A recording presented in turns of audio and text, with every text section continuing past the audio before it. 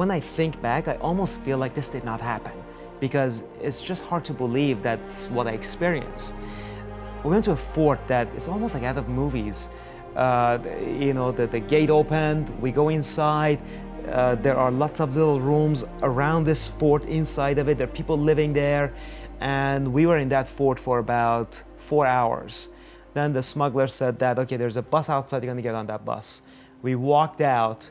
Now there's sand as far as you can see. This fort is in the middle of nowhere. The only thing I can see beside the fort is a Coca-Cola stand with a sand-bitten sign that's just going swinging back and forth and is making the noise that it would make. I got on this bus that there were a lot of people on it, even on the top of the bus. There were goats, chickens, there were no real seats, there were benches on this bus. And this bus traveled on this dirt road literally no more than 20 miles an hour. You could jump off and on and it would have been fine. We kept going on this bus for about a day and a half. And after a day and a half, they said, you got to get off the bus and go on a hike because there are border guards, they're going to stop and they're going to arrest you. So I went on this hike with 10 other people. I have no idea why they were escaping. Not all Iranian. God knows what kind of bad thing they had done.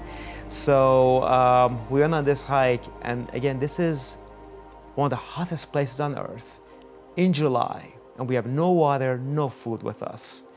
So we go for about an hour.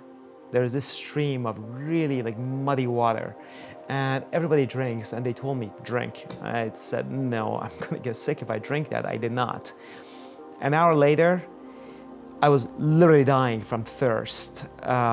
And now I saw something that to this day, I don't know if I was hallucinating or if that really happened.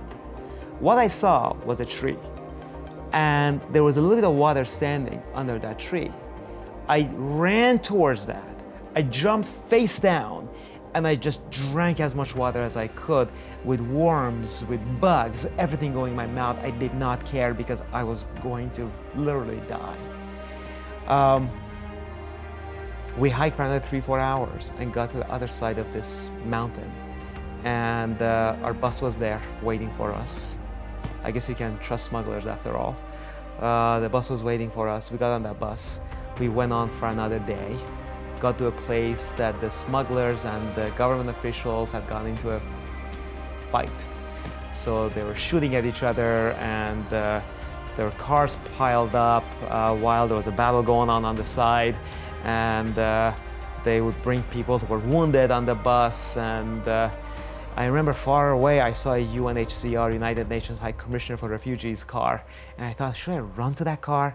Thought maybe I'm safer in the bus. Anyhow, I was on that bus for about 40 hours. Finally, we got to the major border town in Pakistan called Quetta.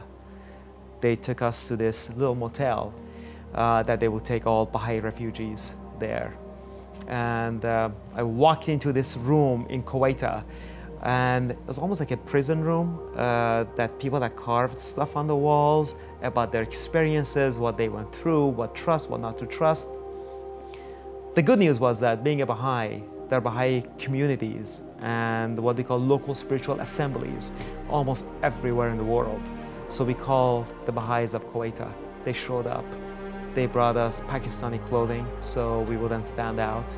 They brought us some food. And the next morning they took us to the UN office to get us temporary asylum paperwork. We got that. We spent a week in Quetta and then got on a train and traveled for 24 hours, the length of Pakistan, to Lahore, where I spent the next 12 months. And my brother and my sister were already there, who had escaped Iran a year earlier. So I reunited with them.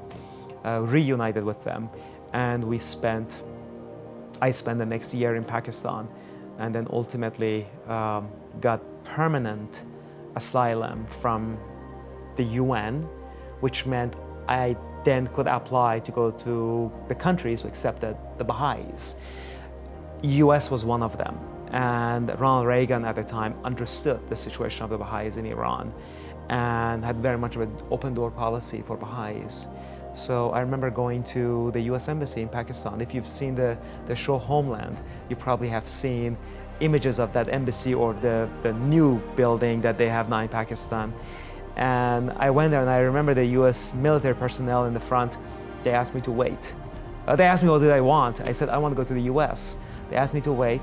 They invited me inside and they told me that they're going to assign a lawyer that they will pay for to fight for my admittance to the US. That's the first time in my life that I experienced real human rights.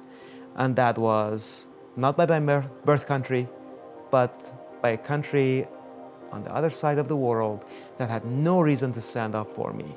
And they chose to stand up for the rights of this 16-year-old who could have been a roadkill from Iran to Pakistan, along the emptiness desert, along one of the worst borders you can find in the world, showing up at their doorstep. And they chose to stand up for the rights of this 16-year-old, and that's what they did.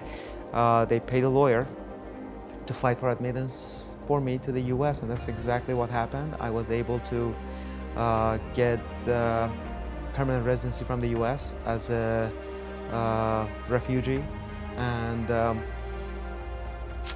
once I received my refugee status from the US and admittance to the US, somebody had to pay for me to come to the US. Somebody had to buy my ticket.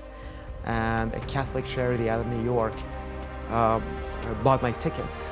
And my brother and I ended up flying from Pakistan to San Francisco and landed in San Francisco on June 20th, 1988 with $75 in our pockets.